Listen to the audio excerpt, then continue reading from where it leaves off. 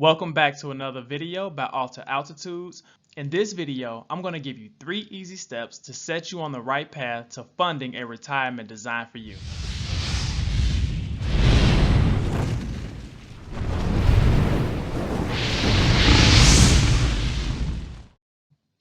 According to the U.S. News in September 2023, majority of Americans today have not adequately saved for their retirement, with the average retirement being only $131,000. If they entered into retirement with even 3 times that amount, it will only produce about $16,000 a year. Here are a few more stats to keep in mind. First, 40% of non-retirees believe their retirement savings are on track, meaning that another 60% are not on track. 37% of men and 42% of women who receive Social Security today rely on it for more than half of their income. 27% of retirees report their spending is more than what they can afford. Yes, it's true. A lot of your earning years are behind you, but there's still time in front of you. I'm going to walk you through how to set realistic yet meaningful expectations for yourself. But you have to start now. The 3 steps that are going to put you on a path to designing your ideal future are: 1. Inventory your existing assets. Take a moment to find out exactly what you already have in place. Secondly, determine your desired lifestyle. This is extremely important as you're going to need a goal to shoot for. And last, come up with your savings plan. There are a myriad of financial products available today, and it can be quite overwhelming trying to determine what's best for you in the different stages of your life. And although there are many, I like to divide them all into 3 major categories. The first being guaranteed streams of income.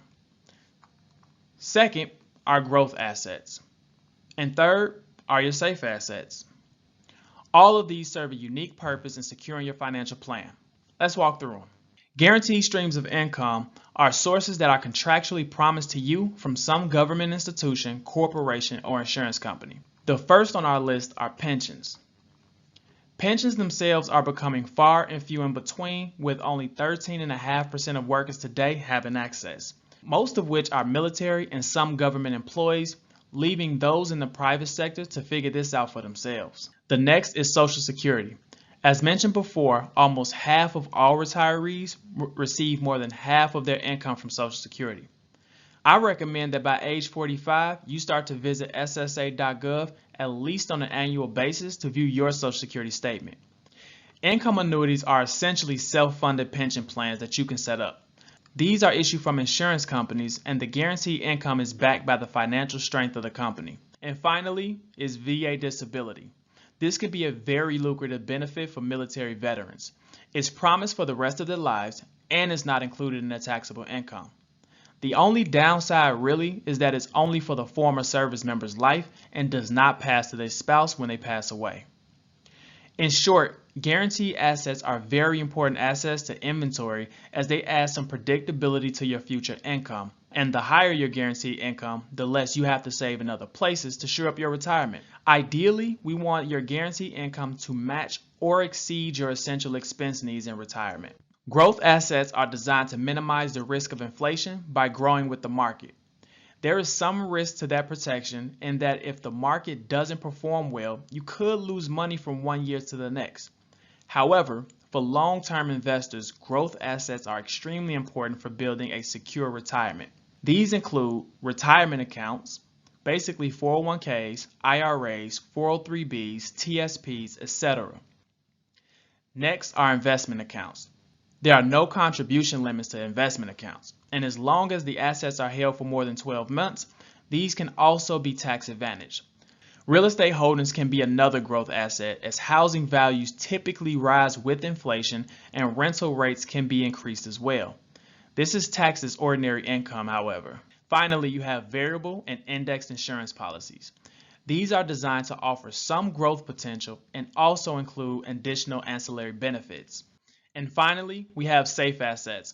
These are dollars that are put into places that tend to offer more protection of knowing that your market value will remain intact whenever you need your money.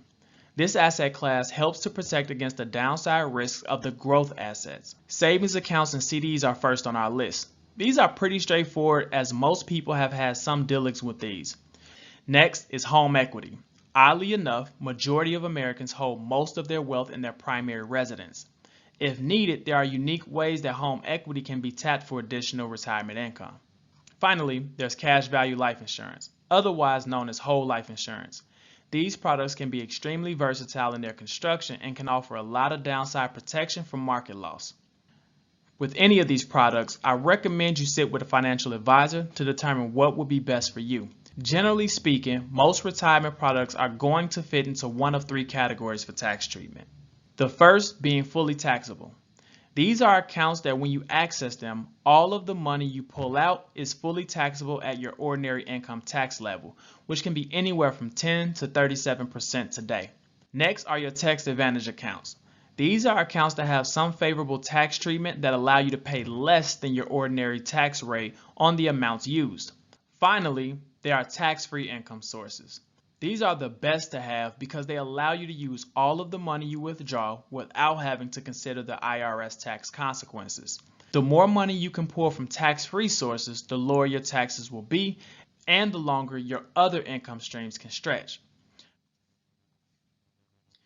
Taking inventory of your assets allows you to determine what's missing or underfunded so you can figure out where to direct your attention as you design your plan. Once you've taken inventory of your assets, you want to secondly determine your desired retirement lifestyle. Think about what you want that to look like. Do you want to travel? Spend time with family? What will you do for leisure? Maybe you desire to give back in some meaningful way. Regardless of what that entails, it's important for you to set your sights on a target to shoot for, and then you want to determine what that will cost. Oftentimes, people don't know what to say because they don't know what they want. Paint as vivid a picture as you can for what you can at least see for yourself today. The last step in our process is to create a budget to put you on track to have the lifestyle that you want. This may be difficult for some, but it is the most important part of the process. Begin the process by first assessing your current take-home pay. Next, break your monthly expenses into essential and discretionary categories. The discretionary category is usually the easiest place to make cuts if we need to increase our savings, but both should be observed closely and assessed for improvement. Next, commit to a savings amount. Usually, this will be expressed as some fixed monthly amount or a percentage of your take-home pay. I personally like to use the percentage model because it allows you to increase your savings as your income increases. Also, don't worry if you can't save everything you need today. The important part is that you get started with some amount so that you can build the savings muscle. Next, determine which asset category you want your savings to go to. Try to target a category you don't already have with a strong emphasis on the ones that will offer tax-free benefits in the future. Finally, revisit your plan at least on an annual basis to track your progress.